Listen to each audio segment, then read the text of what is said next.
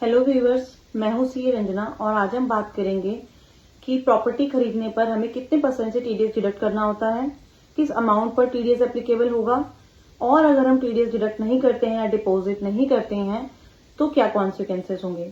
तो पहले बात कर लेते हैं कि टीडीएस कब एप्लीकेबल होगा। जब हम प्रॉपर्टी परचेज कर रहे हैं तो समझ लीजिए आप बायर हैं, आप कोई प्रॉपर्टी परचेज कर रहे हैं या आप कोई लैंड परचेज कर रहे हैं अदर देन एग्रीकल्चर लैंड।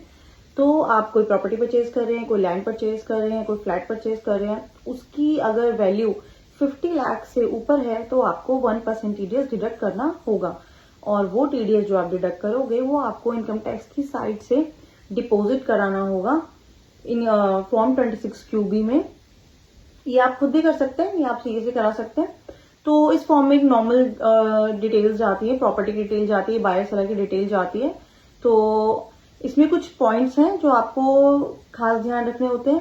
अगर आप एडवांस पेमेंट करते हैं तो आपको तभी टीडीएस डिडक्ट करना होता है। ये नहीं कि आप सोच रहे हो कि अभी तो हम पेमेंट कर रहे हैं और जब हमारी प्रॉपर्टी रजिस्टर होगी या सेल डीड होगी तब हम इकट्ठा टीडीएस डिडक्ट कर लेंगे। ऐसा नहीं होता, उस केस में आपको इंटरेस्ट पे करना पड़ेगा। तो इसलिए आप जब भी फर्स्ट पेमेंट करें आपको टीडीएस तभी डिडक्ट करना होगा। जितनी आप पेमेंट करें आप उस पर टीडीएस डिडक्ट कीजिए।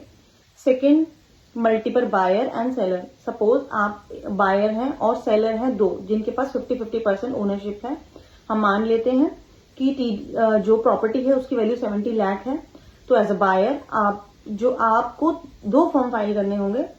तो 35 लाख आप दोनों सेलर से आप परचेज कर रहे हैं, पर यहाँ पर टीडीएस एप्लीकेबल होगा। 35 की लिमिट एप्लीकेबल नहीं होगी, 70 लाख की होगी, क्योंकि हम यहाँ पर प्रॉपर्टी की वैल्यू देखेंगे, ना कि जो भी आपकी सेलर से वैल्यू बन रही है वो हम वैल्यू यहाँ पे नहीं देखेंगे।